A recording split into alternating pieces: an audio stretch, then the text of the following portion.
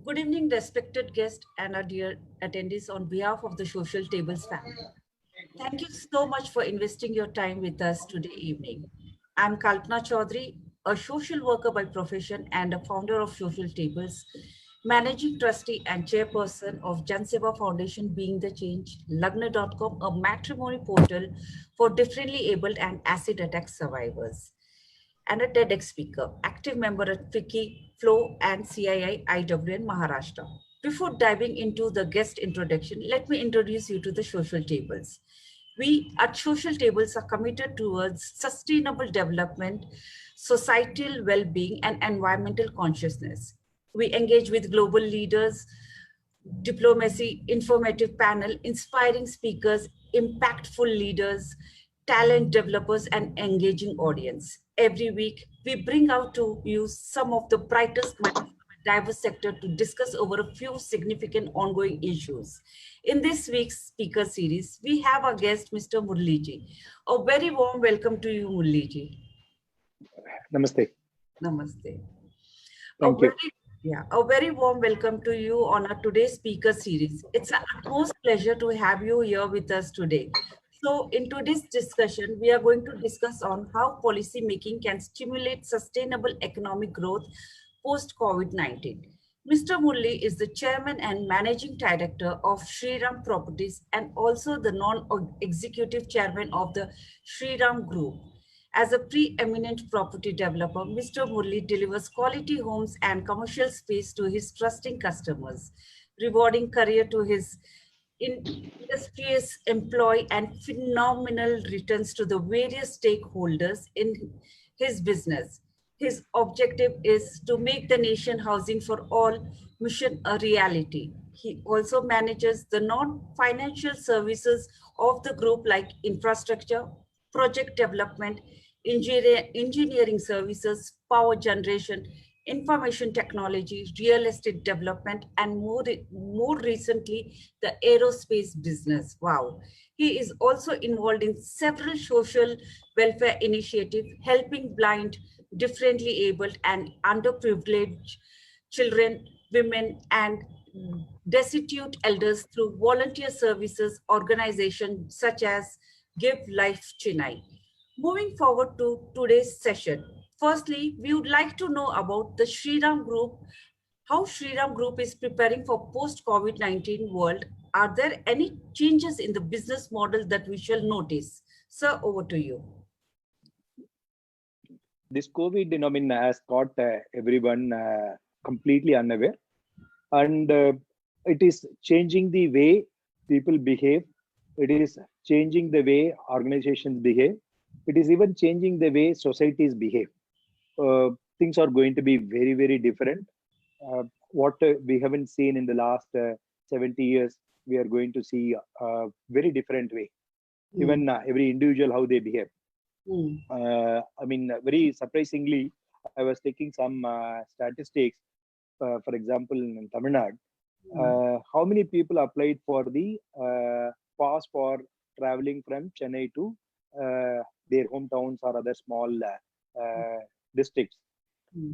Surprisingly, 3.7 million people have filed for the e-pass. Oh. Out of which, more critical one is, out of the 3.7 million people who applied for e-pass, only about 600,000 people have applied for two-way pass to come back to Chennai, which means the remaining 3.1 million people have applied only one way. So we don't know what is happening today. For example, if you look at Tamil Nadu as a state, Chennai is just a name. But if you take the population of Chennai, it is the people from the rest of Tamil Nadu. They are the one who moved to Chennai. About 90% or 95% of the population, if you take, it is all from the rest of Chennai, rest of Tamil Nadu. So now if they are looking at taking only one-way e-pass, there is something seriously happening underlying. We need to understand that. So probably, and also understand some of the smaller townships in tier 2 towns, people have made some investments. into buying homes for their retirement. Some people, okay, it's my hometown, let me buy an asset. Some people, just for the sake of, making some investment. It's all getting filled back today. So people are going back and living there. And in Chennai, I hear that, a lot of people are not renewing their rentals. So it's a serious concern at this point of time. And the people moved away from joint family to nuclear family. Looks like people are going back to joint families now. So this corona has changed the way people approach their life, their behavior. Even the social fabric has been changing. Certain things for good, certain things, and I don't know whether it is for good, but it is changing. As an organization today, it's not only as an organization, every family, every individual, they need to realign themselves. What is likely to happen? It starts from an individual, goes to the family, goes to the organizations, goes to the society, goes to nations also. So even as a nation, it is time. We need to realign ourselves on certain aspects so that we could live a peaceful, prosperous, happy life. That's very, very important. Absolutely. Very well said, sir. We have to collectively look all around and take a call. What, according to you, are the biggest challenge of the real estate industry right now? Not only real estate, every industry is going through a major overhaul today and consolidation. This COVID particularly has redefined every industry the way it behaves. I am seeing very big consolidation. People do not have a strong balance sheet. People do not have, deep pockets. They are all likely to suffer a lot. Whatever the stimulus which government could do, they have done that. So Prime Minister came back with a 20 lakh crore package. Some people might have commented that it is not good enough or has not addressed the entire need. But as a government also, they have limitation. So the country has been in, deep corruption, have been in policy paralysis for the last about 70 years. They've been doing whatever the best government could do at this point of time. It may not be sufficient enough also. While on this, every individual has to take charge for themselves. Every organization has to take charge for themselves. So I see a big consolidation which is happening today. I could see more than about 30-40% of the people will move out of business today. That's a big concern today. Can't be helped. So maybe some new set of people, a new set of talent. See, India has always been an entrepreneurial nation, and India has been filled with. If you look at the number of employees, if you take out of 135 crore people, maybe about if you take about 6-7 crore government employees, and private sector employees, if you take maybe about another 10 crores. So remaining are all self-employed. So it's a very big number, which is not the case in any other country today. So our country has been very, very unique. So very, very entrepreneurial. I am sure maybe the current set of business, maybe about 20-30% of them will suffer, but some more new set of people will come in and occupy. But it is seeing a big consolidation today, big transformation today. A lot of people will suffer, and even some big people will move out of business. That's what I see. I hope the industry review back soon. On that note, I would like to talk about our government, who is taking active initiative to support all the industries of the Indian economy. What are the new government policies that, according to you, are the most beneficial for the people across any industry? See, government has, particularly government of India, have been very, very aggressive in looking at what all could be done. See, currently, people still, a lot of businessmen keep talking to me. Probably this is not good enough. Probably we need some more support. We needed some support here. Yes, partly it is true that some support is needed to be provided, but the current government has been working on for the last about 6 years on how do we bridge the divide between rich and poor. That has been the main focus. If you look at even some incidents like gas subsidy, it's a shame on our part of our Indian general public that lot of us have consumed what is, what is deserving to go to poor on the gas subsidy, on the ration subsidy. See, it's not 1 or 2 years, 70 years post independence, we have been consuming what is supposed to go to the poor. So, which is ridiculous. So, this government has been addressing those basic needs. If you can look at today, in the last about 4 or 5 years, the gas, subsidies the gas goes to the real poor today. Subsidized ration goes to the real poor today. Subsidized, food items goes to the real poor today. So that has been one of the major achievements. Even the electricity. See, how many of the rich people, how many people who could afford, or wealthy people, have misused consumption of electricity. So consumption of assets which are supposed to go to the poor. Even for example, reservations. How many rich people are even today dominating the reservation space just because they belong to a particular section of the society? So these are all certain things. I think government has been rightly addressing that. While there is a deep expectation that we should also address, government should also address the some of the institution and corporations requirements. Yes, that needed to be done. But currently, the divide between rich and poor has been so wide today. Hence, government has been focusing quite a lot of things. On the other hand, certain things, people always talk about the budget, but recently, about a week ago, some new schemes were announced. It just went unnoticed. For example, some of the large infrastructure, for example, affordable housing or large infrastructure projects. Government of India has announced on 9th July they released the order. Many even no media even published the investment which is made from this April 2020 to March 2024, next 4 years.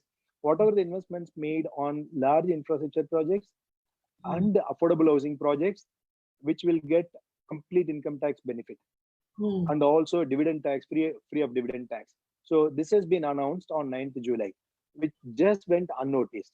Very recent. So about 3 days ago, about 10 days ago. 9th July was the announcement. The paper was signed on 9th July, but just no media talked about it.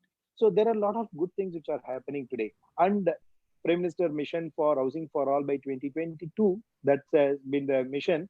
I doubt whether it is possible to do it by 2022, but there has been efforts to walk in this direction by giving a lot of incentives. But it is the industry to come up and do that. While government is doing their bit, probably certain other things we need to do as a nation today. See, if you look at how your subject, what is required to be done post COVID, changing the economic drivers. So if you look at India, see, each nation has got its own unique positioning, unique behavior. Each individual has got unique behavior. Each family has got a unique behavior. Each, society itself has got its own unique behavior. Likewise, nation also has got its own unique behavior. Let us understand how India has been behaving last maybe about 1,000 years. If you take, it's good to have a 1,000-year window, because last about 70 years post independence is one. Before independence, maybe about 300, 350 years under British domination, and before that, so that it's easier to. And every human is a social animal. Every human has got a particular behavior. It does not change overnight. Probably I carry a DNA of my father, grandfather, grandfather. My children will carry that. Despite let's say I send him to good American schools, but still part of them will be this DNA they will carry. Part of them will be what they pick up. So it's a combination of these two, and it will not change overnight. Maybe it takes 3, 4 generations to change.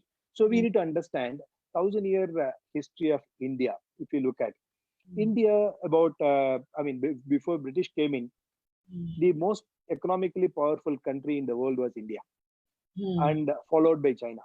India and China GDP to the world were close to about 68%. And India at one point of time had close to about 50% of world GDP. Mm. From there, today, India is having less than 3% GDP to the world. So let us look at what has happened, how the social animal has to be addressed. If you look at the first 600, 700 years, in this 1,000 years history, there has been a trust amongst all the people, whether it's the rulers or the business community or the, workers community or the intellectual community. So I would put it as a four different groups: intellectual, ruler community, and your workers community, and the people who create wealth. So these four were the pillars with which India had been thriving for the first 600, 700 years. And India was not one large nation, or it was not controlled by one individual ruler. Maybe 1,000 such states. I hail from a small town called Pudukkottai. That is a princely state. And people were happily living for hundreds and hundreds of years under a particular ruler.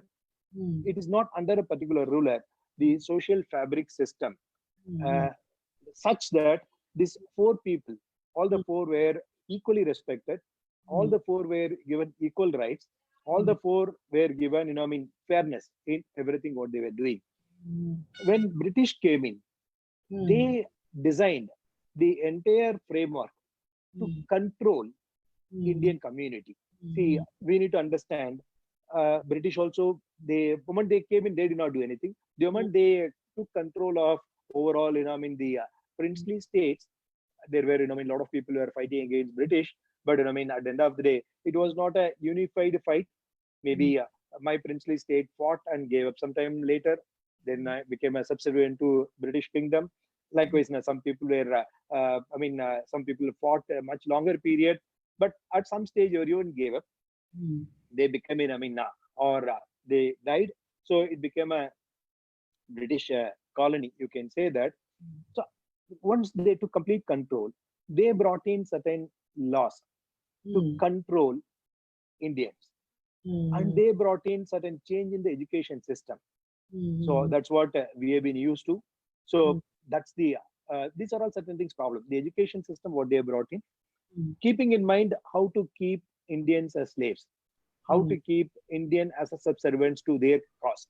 Then the, economic system, what they brought in, how to control the business community, not to create the right wealth, or even if they create that wealth, they can have a proper checks and balance to keep a control on those people who could potentially create wealth and thus serve the nation. So they controlled that. So it's a structurally they have done that. That's gone now. 1947. Thanks to great leaders, including our father of the nation, Mahatma Gandhi. Again, Mahatma Gandhi, when he came into India from South Africa, we need to understand he brought in certain knowledge of how to, bring people together, how we can bring all the, people together. See, when British had some kind of a control, so there was one intellect or there was one approach which was needed. Before Mahatma Gandhi came in, there were a lot of freedom fighters. There were a lot of freedom fighters who probably many of them died for the nation. Many of them died for the sake of fighting against the British. It is not the nationalism which was missing.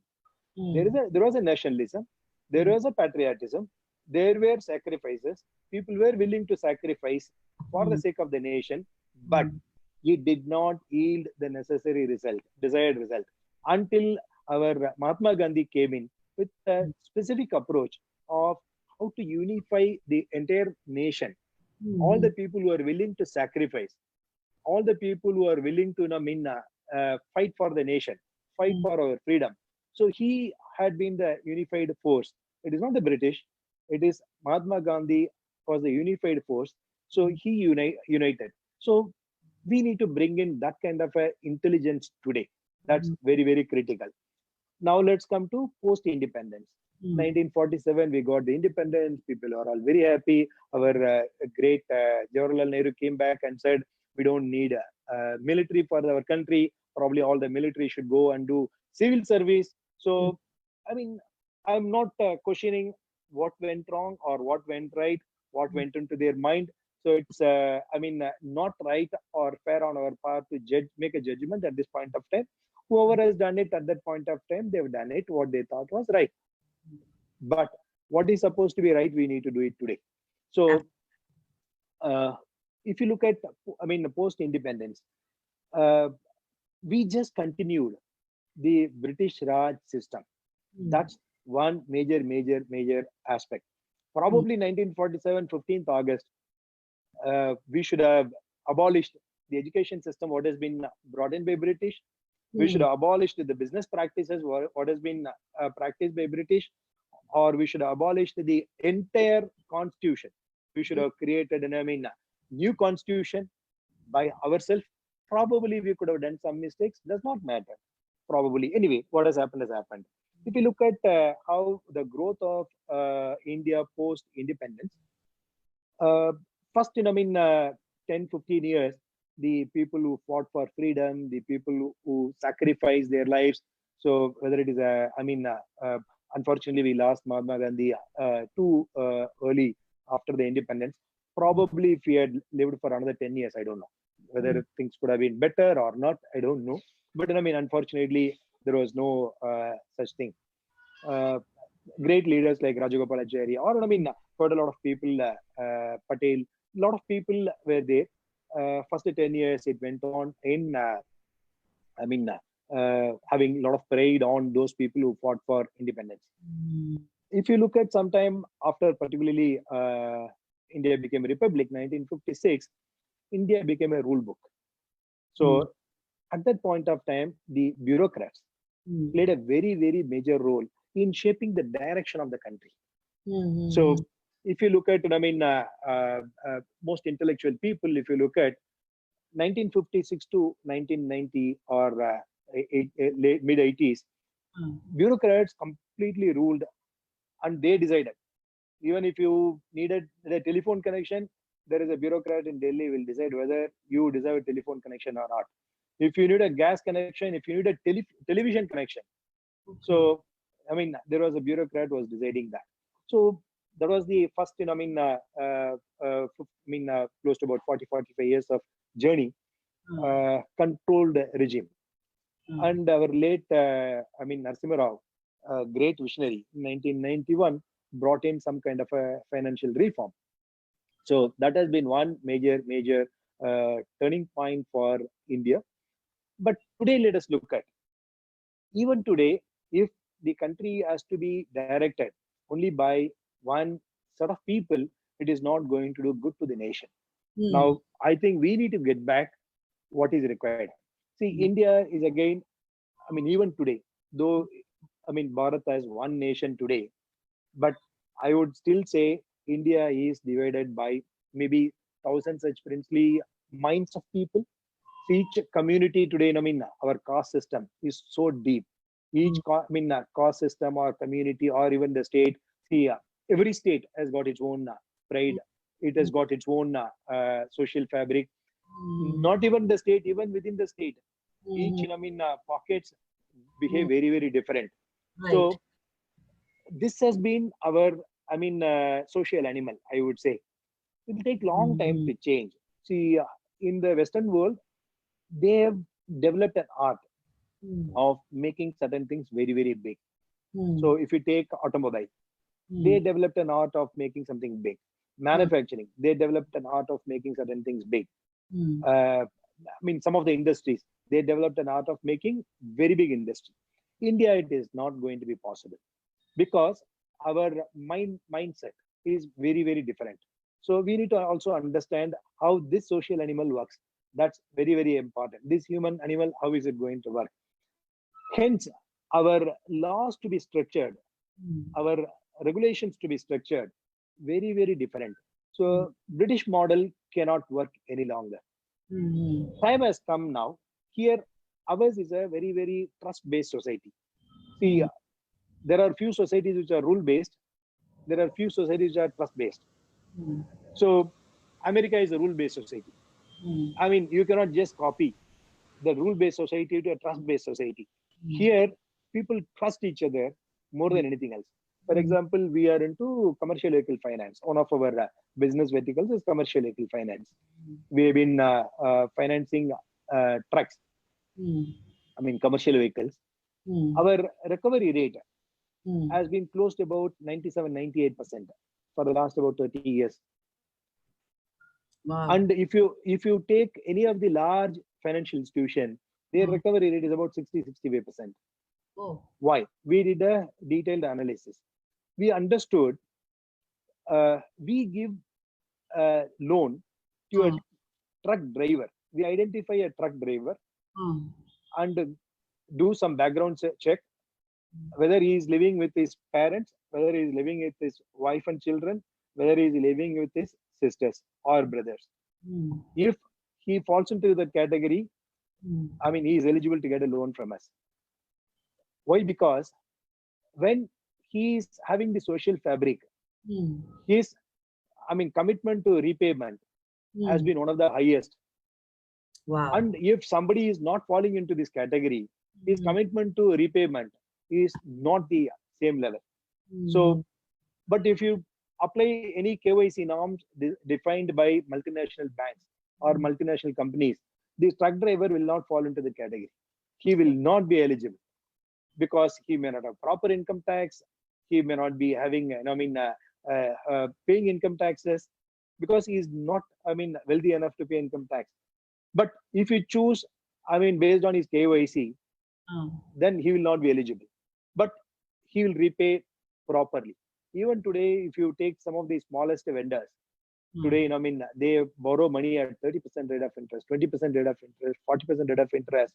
The repayment is one of the highest. It is because, not because they can afford, it is because of the social system. So we need to understand how the social system works. So here, the social, we trust each other. India is a trust-based society.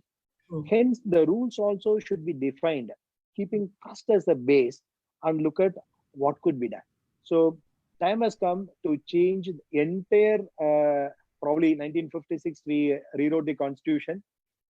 Maybe at the time we had limited knowledge, limited intelligence at that point of time.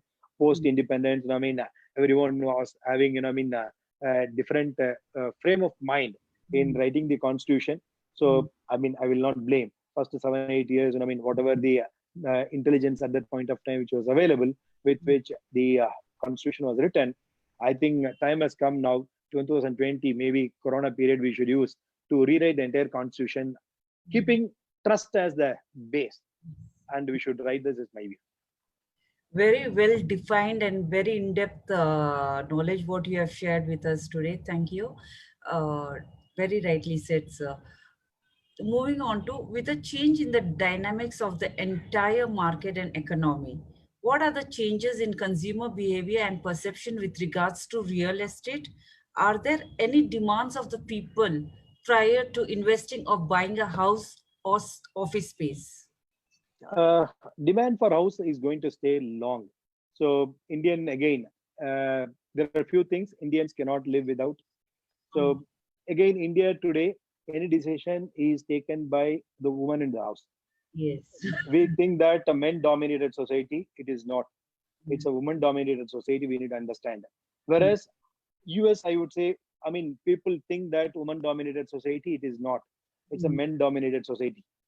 I mean, till today, US has not elected one woman president so far.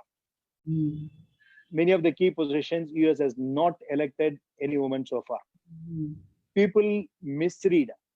I mean, having freedom to wear whatever the dress they want, having freedom to drink the way they want it, having freedom, may have freedom to socialize themselves is what they think freedom. It is not. The Indian woman who has been empowered to be the kingmaker in the house. The society is built by, families. So Indian woman is the most powerful woman. So it's a, woman-based society, woman-led society, India. It's not the leader alone. It's a woman-led society. So housing, there will be a constant demand because woman has the sense of social security by having, a house, or by having another house, or by having a third house. So women, Indian women, particularly have got, few comfort what they derive is one is that family, their dear ones. That's the first comfort. Second comfort is, shelter on their own. Third comfort is maybe, supporting their own siblings. Then the fourth is gold. So hence there will be a constant demand on the homes. In the next 20 years, I don't see that's coming down. It will only increase further. So as an organization, we are, sensitive about this, and we are going very, very aggressive in our growth. Probably we could grow, 100% year on year for the next 4 years. I see that's an opportunity. Wow, very interesting to know that, sir. Yeah. Yeah. So now in these unprecedented times, digitalization of every business has become extremely imperative. So how much of a role does technology play over here? Most of the brands from the numerous sectors are investing in virtual tour marketing campaigns. What are your views on this? Yeah, technology, we need to make use of it extremely well. India has done very well on the, I will not say technology front, service front. Using technology, we are done exceedingly well on the service side. So Okay. we need to use this technology, and technology will be the way to reach out. Probably, still decision making will be by touch and feel. That's very, very important. Virtual marriages are not going to be real in India. Oh. So probably, some people may look at coming in page 3 in Times of India and do something, but that may be, point not one micro 1%. But here, it's a touch and feel which is going to make the big difference. But technology will be the enabler. And technology, if somebody uses the technology properly, they could reduce the cost of sales. They could reduce cost of doing business. So all these areas it could help. So hence technology will play a very, very important role in defining how the future business is done. Otherwise, it will become uneconomical. Otherwise, it will become inefficient. If you do not use proper technology, you will become inefficient. Absolutely. So if you are inefficient, you will be driven out of business. See, and it's going to be extremely, extremely competitive. Moving forward, business is going to be very, very competitive unless you use proper technology in every aspect. In conducting the business, it's going to be very, very difficult. Hence, technology has got a very, very major role to play. I'm sure, sir, we are all doing these conferences from home now. I think it's much better and feasible, but people will take time to adjust to the change as well. Absolutely. Yeah. So Dr. Mahendra Nath Pandey, Honorable Union Minister for Skill Development and Entrepreneurship, recently said that skilling up, skilling and reskilling of the India's workforce will play a crucial role in the success of the government's vision of Atmanirbhar Bharat. What is your take, sir?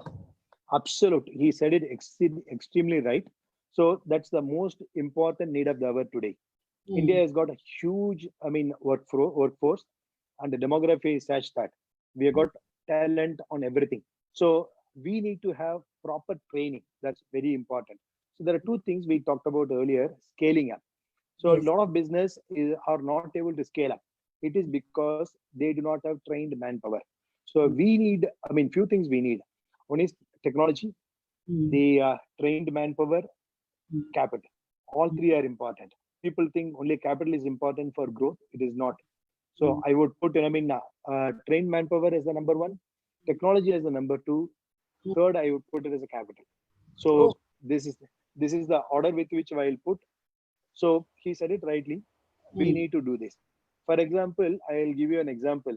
If you take, India has got a lot of talent. If you take trained manpower, and India is, Indians per se are extremely good in services. So that's very, very critical. So we need to use where we have strengths.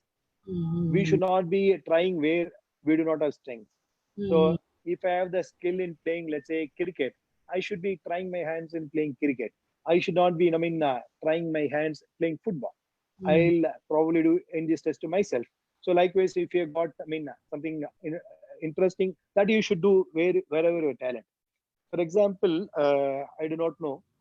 Next time when you call a plumber, your house, attending to any of the work.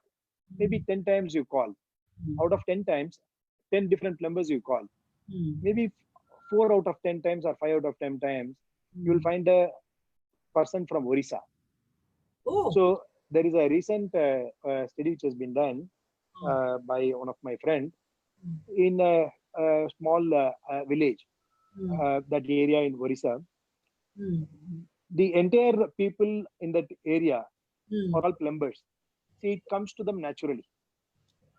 Likewise, there is another set of people. I mean, it's not carpenters. I mean, the goldsmith people.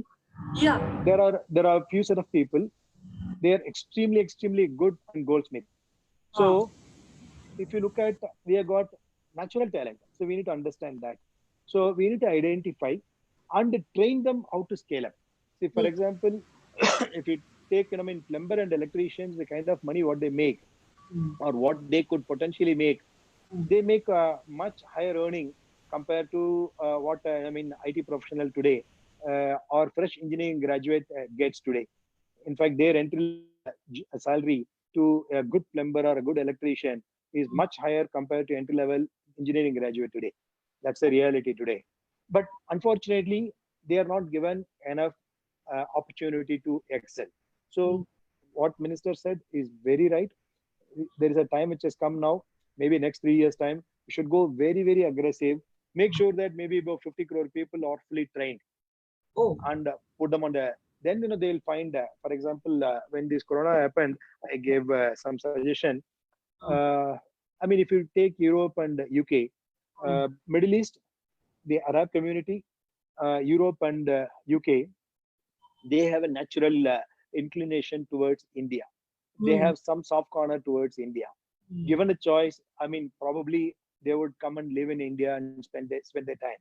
If you look at the aged population in Europe, UK, and Middle East, close to about 90% of them are not given proper treatment or not given proper care.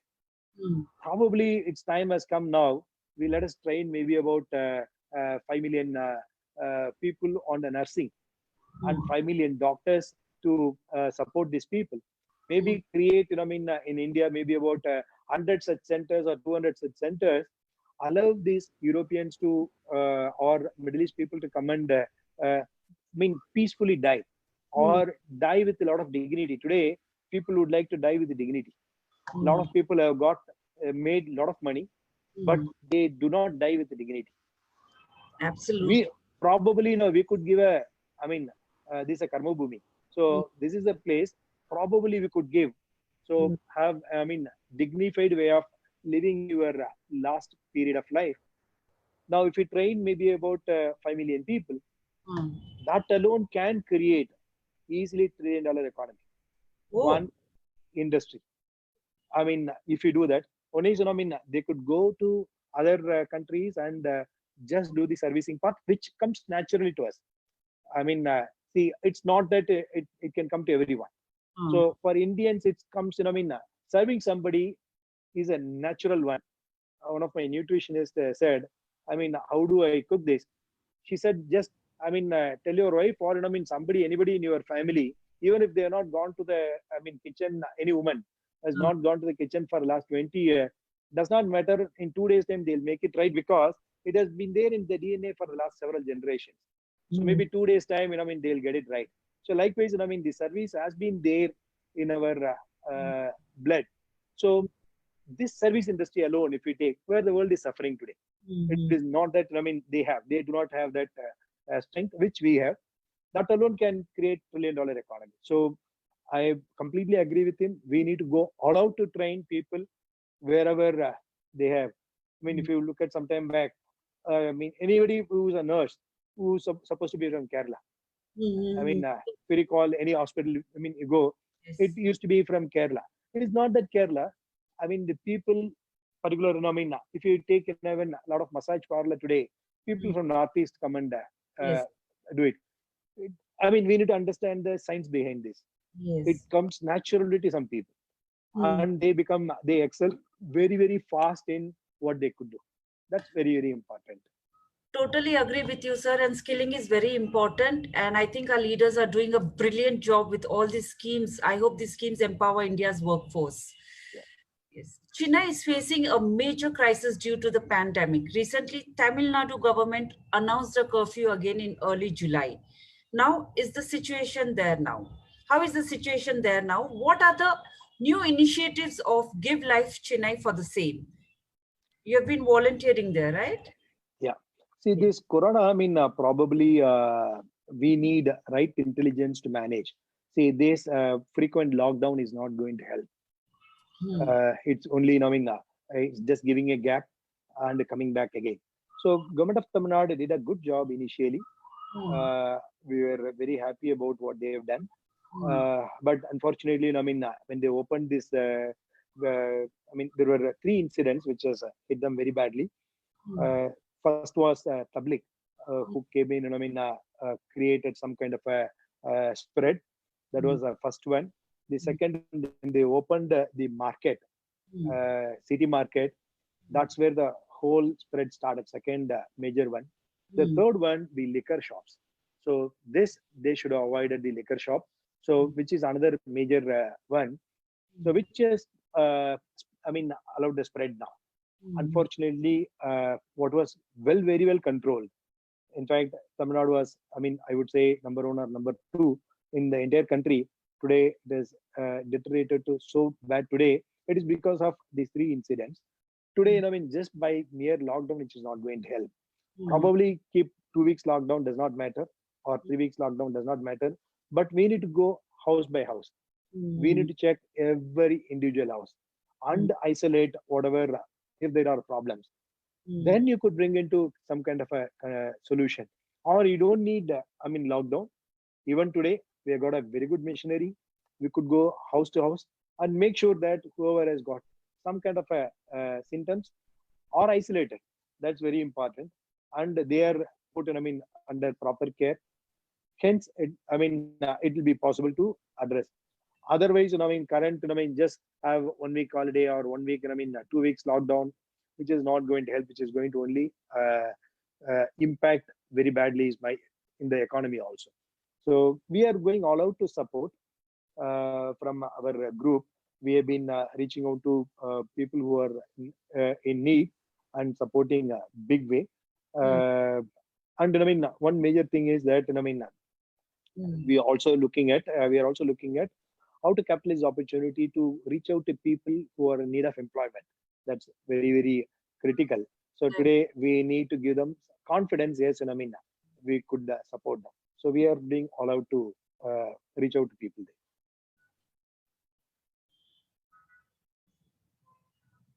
Are you there, sir? Yeah, I'm there. Yeah, it's great to know about Give Life Chennai, and I hope things get better soon there. Thank you, Mr. Murli, for your wonderful inputs. Now, I would like to ask you one last question for your young audience who loves you and look up to you. What was the biggest challenge you faced while studying at the Harvard Business School, and how did you overcome it? It was not a big challenge. I enjoyed it. I mean, I went. I mean, it is not a regular MBA program. It's a Hmm. program called OPM, Owner Hmm. Present Management Program. It's three sessions over a period of 2.5 years time. Hmm. So I had to be away from the family. Uh, I had to be away from the business. So I was still managing both. And I mean, probably I had to work 20, 21, 22 hours a day during that period. It was quite enjoyable. And we made, I mean, friends all over the world. Today, I could, I mean, say with a lot of pride, I got friends in over about 150 countries today who Wow. could, I mean, who could be reached out any point of time for anything. It's a very strong community, strong network. So that way, I mean, it's very useful and helpful. That's incredible, sir. A So lot now of new learnings. I'm sure it, I'm sure. And I'm learning a lot from you, sir. I mean, with while doing this whole interview, I was wondering, I should tell you this, sir. What are you doing here? You should be in parliament. Seriously, That's great. I mean it. You have God's a grace. vast knowledge and in-depth knowledge about the policies and the governance and how it works and everything and all. So I think you should think about it also. I mean, it's my suggestion, and we would love Yes, to. if Yes, if there is a, if it is God willing, yes. touch wood, hoga sir, and I will be the first one to come and wish you there. Okay. Thank Thank you. you. So now moving on to a little fun part of it, rapid fire, a quick rapid fire. Who inspires you the most? Mahatma Gandhi. Okay. And what's the greatest risk you have ever taken? Sorry, What is the greatest risk you have ever taken? I never take any risk. I take life very simple. Okay. With the flow. Yeah, I just go with flow. I believe in my faith. Huh. I mean, I just trust him 100%. I don't go to temple every day. I Okay. don't go and trouble him every day. I just believe that he is there to take care. I need to do everything myself. He has given enough intelligence. You need to use your intelligence the way you could serve the community. At the end of the day, you put yourself ahead of yourself. That's very, very important. You put a higher cause, ahead of you. That's good enough. And do not look at anything which is, which can bring ill will to a family. That's very, very important. So just do not indulge in any act, whatever the act, even if it is going to give you $1 billion, just do not even entertain your thought if it can bring ill will to a family. See, I used to say this when I started the real estate business. I used to address my small group at that point of time. Even today, I address when you build a home, keep in Yes. mind when the home is completed. Imagine your parents or your children or your siblings Hmm. or your family Hmm. walks around the community. Hmm. What do you want them to hear? Just Hmm. keep that in mind and Hmm. build your home accordingly. Build, whatever the business accordingly.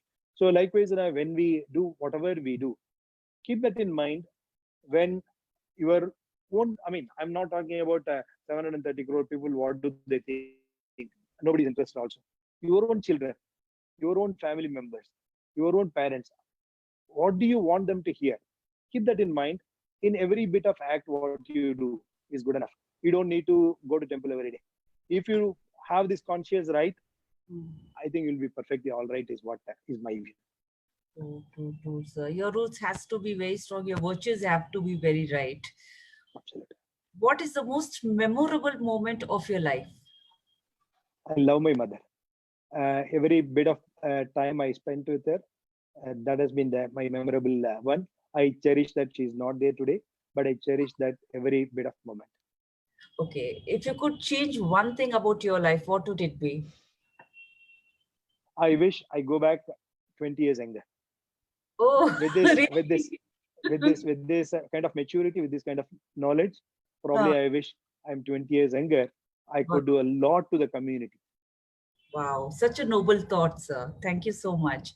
And if you could change, yeah, place where you love being the most, Sorry, place where you love being the most, any my home, place, my home, home. home. Okay. And your favorite hobby? Hobby, Yeah. I love to play cricket. Oh, you play cricket? Wonderful. And a very last question. If you were to be the Prime Minister of India for a day, what is the one thing you would do? Correct. Our Prime Minister Narendra Modi has been doing a fantastic job. It's difficult to replace some of the acts what he is doing. I wish, him to stay much, much longer, healthier, so that the country can benefit a lot. Hmm. It is easy to dream, but may not be possible certain things. So you should dream what is possible for you. But the other part, what you said, representing in the parliament and taking some portfolio and delivering is doable. So I don't want a dream which is not possible to True, true. achieve. So yes, I would definitely want you to see somewhere there because you are very your focus is very clear. There's a lot of clarity on what you want and how you want the nation to build, and you have said it very beautifully. So this was a quick and very interesting. A message for social tables now. You are doing a fantastic job. Keep spreading goodwill around people. That's very, very important. And we need to reach out to people. See, today, I mean, God has not given equal intelligence to everyone. We are about 730 crore people in the world, 135 crore people in our country. Maybe certain intelligence I have, certain intelligence you have, certain intelligence somebody else has got. Hence, it is our responsibility to reach out to the people who do not have. That's very important. Just not money. People think that haves and haven't. It's not that money. It is even the knowledge. It is even the love. It is even the intelligence. So it is even helping hand. It could be money also, but people always misconstrue that it is money. No, it could be somebody just maybe need of love, nothing else, or just a hug, just a smile. We need to look at, or look at their eyes and happily blink eyes, maybe good enough. So, but we need to reach out. So in Tamil, we used to say there are two things. Varumaiயை விட கொடியது இயலாமை. So varumai is poverty, இயலாமை is inability. So between poverty and inability, one of our famous poets said, it is inability is the bigger killer than the poverty. One can come out of poverty easily, but if somebody has got inability, that's the biggest poverty. Hence, so we should reach out to people who are having inability. Many generally people try to address poverty. No, try to address inability first. That's very important. This is what my mother used to teach me when I was young. So we need to address this part. So that's very, very critical. Thank you so much, sir. So before we conclude, a few words of wisdom or advice you would like to give our audience? This is one of the tough period, difficult period, but this is the time we should be very, very courageous. This is the time we should be very, bold. This is the time we should not lose our cool, and we should not only take care of ourselves, we also have the responsibility to take care of our society around us. That's very, very important. And world is not going anywhere. This century belongs to India. Sure. Next 10 years belong to India. Maybe next 20 years belong to India. So we should seize this opportunity. Everyone. It is not one prime minister or few council of ministers can lift this country. It's 135 crore people, little can lift the country. So hence we all play a very, very important role. We have very important role to play. Let's all lift the nation to the best possible one. Very important message, sir. Thank you so much. Well, that's it for today. Thank you so much, sir. Let me take an opportunity to give you all a vote of thanks. It's a great honor and privilege to propose the vote of thanks to Mr. Murliji, who, despite his busy schedule, has found time to grace this special interaction. We are extremely grateful to you, sir, for sharing your words of encouragement and giving us valuable inputs. Your eminent presence has indeed made this interaction a memorable one, and we unite to thank you from the bottom of our heart for your kindness, interest, and support.